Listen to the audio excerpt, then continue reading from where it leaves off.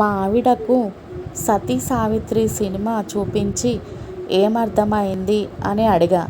యముడినే వంచిన మాకు మొగుడిని వంచడం పెద్ద పనేమి కాదండి అని చెప్పింది సమాధానం. భార్య: ఏమండి, నేనొక పొడుపు కథ చెప్తాను, విప్పాలి. రోజూ చూస్తారు కానీ తెచ్చుకోలేరు. భర్త: ఎదురింటి పద్మజని. నా ఒక్కగానొక్క భార్య అలసటగా ఉందని చెప్పింది. సరే సాయం చేద్దామని వంటింట్లోకెళ్తే కీరదోసకాయ ముక్కలు కోసి ఉండడం చూసా. నేను దానిపై మిరియాల పొడి కలిపిన ఉప్పు, కొంచెం కారం వేసి ఉంచా.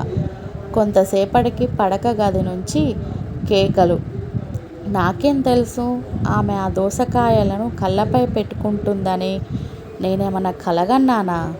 మా బ్యాచిలర్ ఫ్రెండు ఒకడు వారానికి 2 రోజులు వంట చేయడానికి బద్ధకం వచ్చి పెళ్లి చేసుకొని ఇప్పుడు రోజూ వంట వాడే చేస్తున్నాడు పాపం.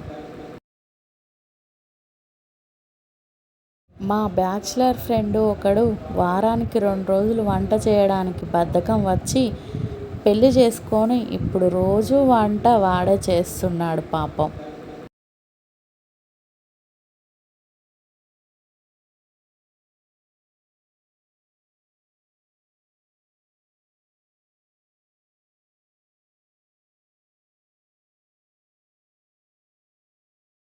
ఆకలితో ఉన్నప్పుడు దొరకని అన్నం, అలసిపోయినప్పుడు దొరకని నీడ, దుఃఖంలో రాని బంధాలు, కష్టంలో రాని స్నేహితులు, చనిపోయిన తర్వాత చూపించే ప్రేమ అన్నీ వ్యర్థమే.